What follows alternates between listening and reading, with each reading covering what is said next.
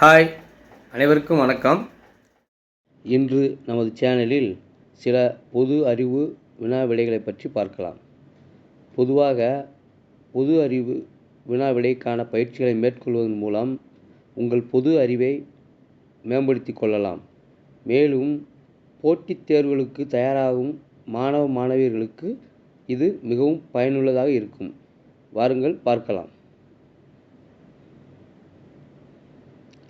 புல்லாங்குழலில் எத்தனை துளைகள் உள்ளன? விடை 9. பின்வருவனவற்றுள் தோல் கருவிகள் எவை?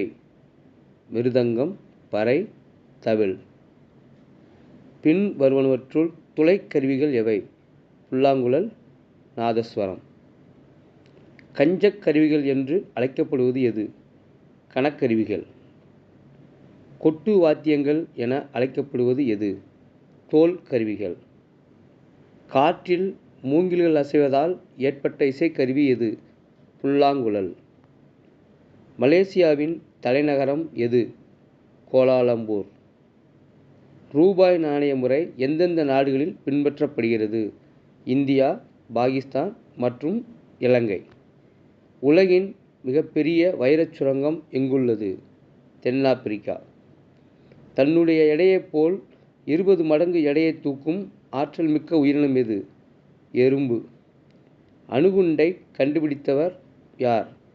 ஜே. Robert open ஹொய்மர்.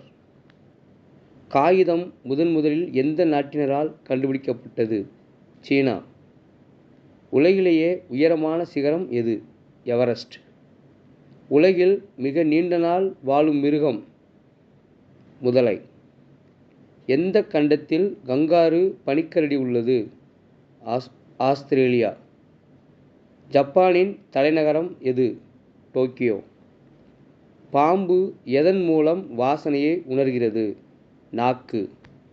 உலகில் உள்ள பறவைகளில் மிகப்பெரியது எது? தீக்கோழி. நாதஸ்வரத்தில் உள்ள சீவாளியில் பயன்படுத்தப்படும் இலை எது? பூவரசம் இலை. பின்வருவனற்றுள் கணக்கருவிகள் எவை?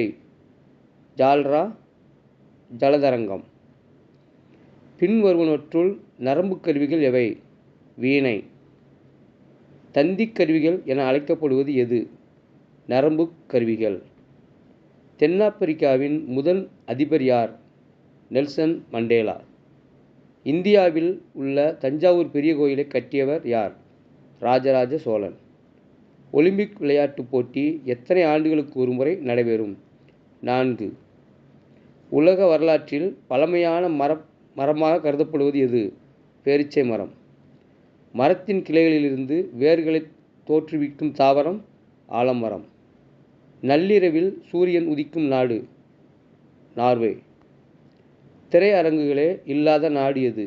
பூட்டான். வெறும் கண்களால் பார்க்க முடியாத கோள்? யுரேனஸ். நன்றி, வணக்கம்.